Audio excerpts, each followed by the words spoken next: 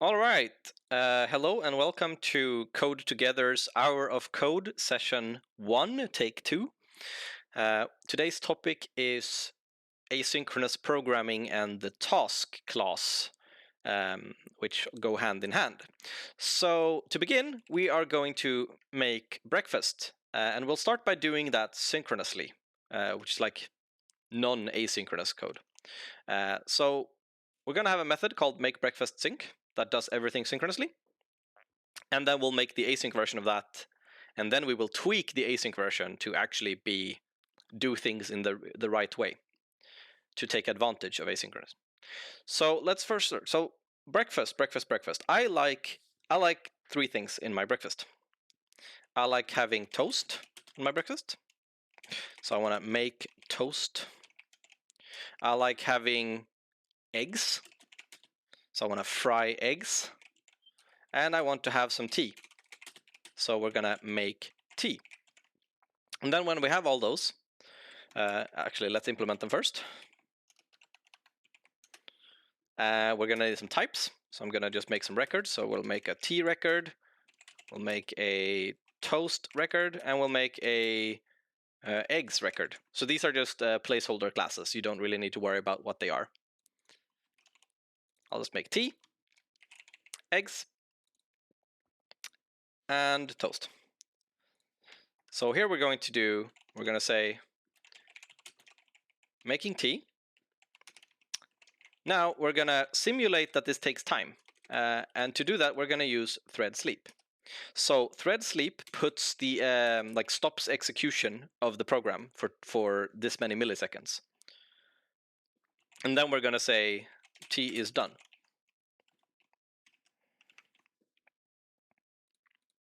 And finally, we will return new T. So this is the basic pattern for all of these. So I'll just copy paste it and say frying eggs.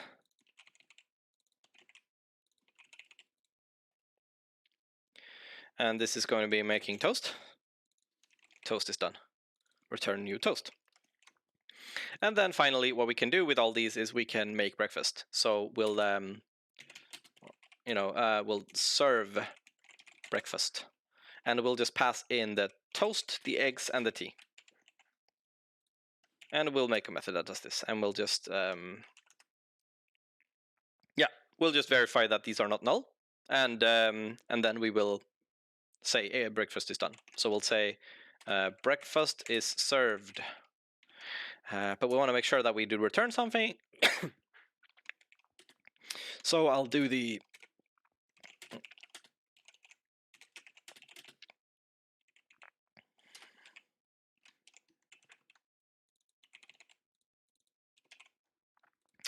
this will just verify that that it's not null, and if any of them are null, it will throw an exception to stop execution and give an error. So if we run this, it should work. So we say making toast, toast is done. Frying eggs, eggs are done. Making tea, tea is done. Breakfast is served. Perfect. So let's add a new thing. Let's add a timer or stopwatch rather. Stopwatch equals new.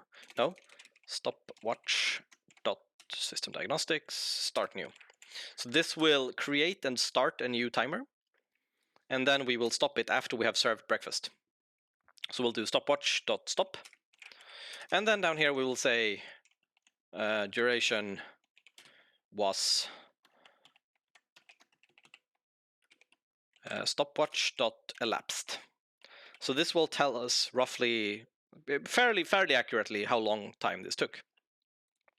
So let's do that again, and we will see making toast, toast is done. Frying eggs, eggs are done. Tea is done, and it took 6 seconds and 6.03222702 seconds.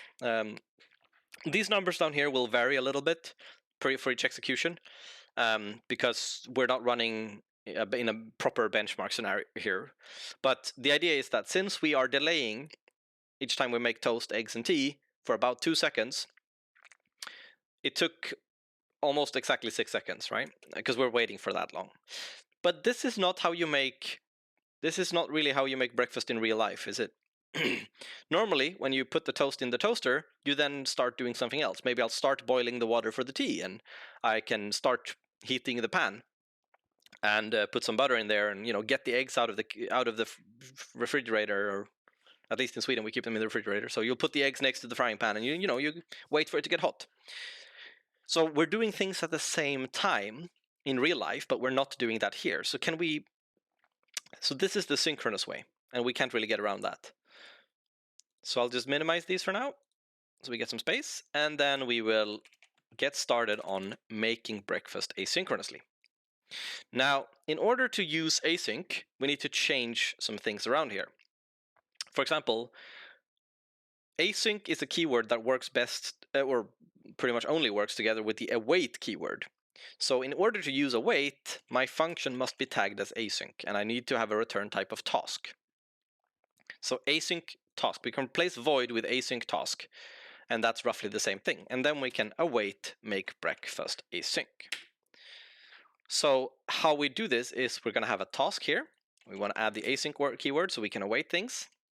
And we're going to get a warning right now. It says like, hey, your async method lacks the await operator and will run synchronously. That's because we haven't written anything else. But you will get this warning every time you have an async keyword in a method that doesn't have an await keyword. And that's bad practice. Like, you should never have async on a method that doesn't have an await. In fact, if you don't have any awaits, then your method should probably not be async or even return a task. It should probably just be a normal synchronous method. So what we're going to do here now is we're going to do roughly the same thing, but with tasks. So we're going to say we need t. So we're going to make t async.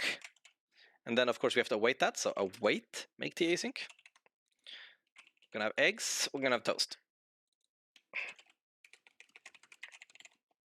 Fry eggs async and make toast async. And then finally, we're going to serve breakfast. Toast, eggs, tea.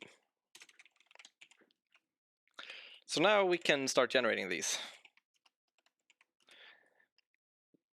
And in order to specify the return type of an asynchronous method, because we have to return a task, we can use the generic task. So we can say, this is a task of toast, and this is a task of eggs, and this is a task of tea. Now, what they're going to be doing, they're going to be doing roughly the same thing as the other ones, right? We're going to, actually, I'm going to copy them because I'm a little bit lazy. We're going to just copy this in here. And we're going to change thread sleep to await task.delay. So this is essentially the same thing as thread sleep, but instead we're just awaiting a task that will take exactly 2000 milliseconds before it's finished. And this is, of course, the toast task, not the tea task, so we have to change this to be toast and toast. And then we can just copy this into eggs and tea. So we'll say frying eggs, eggs, eggs. Making tea, return new tea. And we need to add the async keyword here, otherwise we can't await. So you need to have async in the method header in order to use await, and if you don't use await, you shouldn't use async. And what this basically means is that whenever you await something, the computer will try to do something else. Like it will say, we're saying here, like, hey, we can't continue this method until this is done. So you have to wait for this to finish here. That's what await means.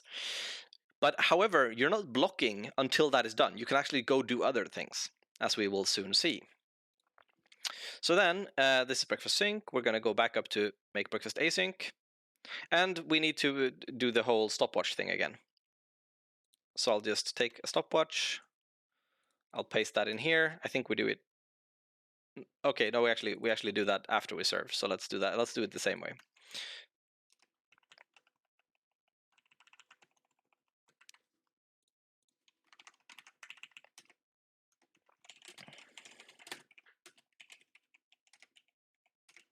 So we'll start a new one. We will make all the things. We will serve it, and we will stop and print how long it took. So if you remember, the last one took just slightly above 6 seconds. And we're now going to run the asynchronous version. And you're going to see roughly the same thing. We're making tea, tea is done. We're frying eggs, eggs are done. Making toast, toast is done. In fact, it actually took a little bit longer. The previous one was 06.03, this one is 0606. And that's because tasks are not for free. A task is a class, so you get an instance, you get an object instance that represents the execution of your method. It literally says a task is a representation of an asynchronous operation. And those cost a little bit of time and memory to create. So if you're doing things like this, you're not actually gaining anything from using await. But I'm going to show you what we can do to actually make use of this, because currently the problem is that we're saying start making tea and then wait for that to finish, then start making eggs and then wait for that to finish, and start making toast and wait for that to finish. If we instead do something like, just going to align these up.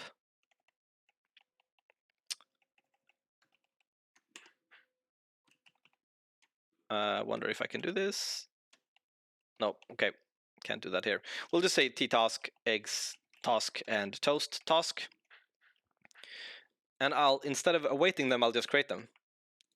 And then down here, we can say var t equals await t task. T like that. And then we'll say var eggs equals await egg task. And we'll do var toast equals await toast task. So what we've changed now is, instead of starting and waiting for them at the same time, we say start all three and then wait for all three. So if we run this now, we'll see that, hey, making tea, making eggs, making toast, and then they all get done at the same time, and we serve breakfast. And the total time for this is 0206. So we're saving 4 seconds worth, because we're doing the waiting at the same time. This is the benefit of asynchronicity. This is why we use async code, because we can do multiple things at the same time, especially when we're just waiting. There is no purpose in using async await if all you're doing is heavy, like CPU-based calculations, because that will take the same time. You're not using an additional thread or anything by default. You're able to do things while waiting. That's like the benefit. So when this is really, really useful is whenever we involve I/O, because reading from a hard drive or waiting for an HTTP response has a lot of overhead. Like if you make an HTTP call, building up the request object and sending the request object, and then receiving the response object and parsing the response object, those are really fast. The really long thing is waiting for your message to reach the server, the destination server, and then for the destination server to calculate the response and return it to you. That's what takes time. So by using await, we can save a lot of time doing that, because we could do something else. Or things like this, where we can start all the things that we're going to wait for and then do them at once. So I'm going to show you a little bit of a more complicated example that shows this more real life. So I have this method down here called run Pokemon example. So I'll just do await, run Pokemon example. And this, by the way, this just creates a Pokemon example class and calls the asynchronous run method on it. So if we go in here, we have a very simple method that has an HTTP client in the class, and it has a list of Pokemons. We create a stopwatch. We then create a list of tasks. So tasks here is an enumerable of task Pokemon. We go through the names, and then for each name we will do something. In this turn, we will take the name and we'll call that name as an argument to the get Pokemon method. And this will return a task over Pokemon. So we do that. We get all those tasks and collect them into one group. We then wait for all of them. So task has lots of utility methods. So one of them is when all, that you take in a bunch of tasks and then you say, I want to wait for all of these. So only when all of them are finished do I want to continue. So that's what this will do. We wait for all of them. Then we stop. We say how long it took, and then we do some calculations on the data, because at this point, all Pokemon is just a list of, it's an array of Pokemon. It's no longer tasks. Like we have done the awaiting. This is synchronous code from now on, pretty much. So if we look at what get Pokemon does, it sends a get async request to the Pokemon API at pokeapi.com, .co actually. And we await that, so that we wait for this to respond, and then we check if was it a success. If it was a success, we will await reading the content as JSON, right? Because we know it's JSON data, so we parse that into a Pokemon object, which is just a small object that represents a Pokemon and its type. And then finally, when that is done, right, we have all these, and we can send them into our group by type method, which it does a lot of stuff, right? It filters out the ones that were null in case something failed, and then it tries to get the types, sort them and group them by name, and then finally it builds a dictionary of these groups, so we can see how many were electric and how many were normal. So if we run this now,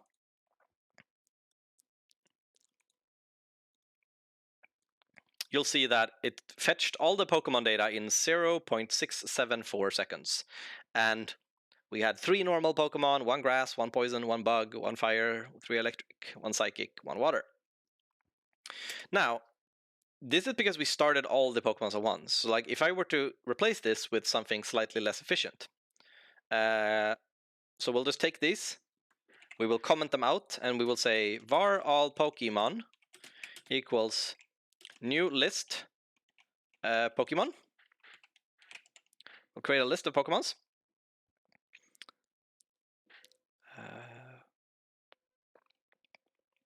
Oh, right, this needs to take in an enumerable of Pokemon, because we don't care what type of list it is, we just care that it's a list. And then we're gonna, so for each, var name in names, var name in names, we're gonna say all Pokemon dot add await get Pokemon name. Because when we await this, we get a Pokemon back. So we're going to stick all those Pokemons in a list of Pokemons, and then we're going to do the same thing. But if we run this now, remember the previous one took 0.6 seconds, and it's still doing that now.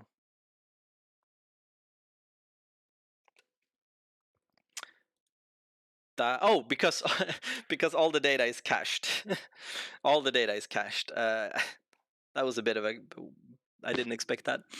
I don't know if there's any good way to clear my cache, but essentially what this should have happened here, if we change these to new Pokemon, maybe we can do that. I'm not very good with Pokemons, so we're gonna do new list. I'm just gonna have to look up a list of Pokemons on the internet, sorry. List of Pokemon.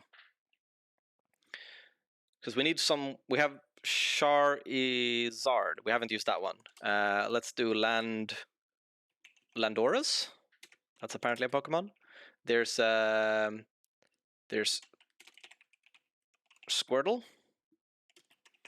There is Lucario, Gengar, and Mew. So let's do that. That should be enough. So now if you run this, you'll see that it takes a little bit longer, and in fact it took 3 seconds. That's because instead of fetching them all at once, and then we were fetching one, waiting for it, fetching one, waiting for it, fetching one, waiting for it, fetching one, waiting for it. This is when async and task really, really helps. We cannot do the calculation, like we can't do this calculations down here, the grouping by type, until we have all of the Pokemons. So why not request all of them, wait for all of them, and then proceed when all of them have finished, instead of waiting by them one by one. That's basically the gain here. So if we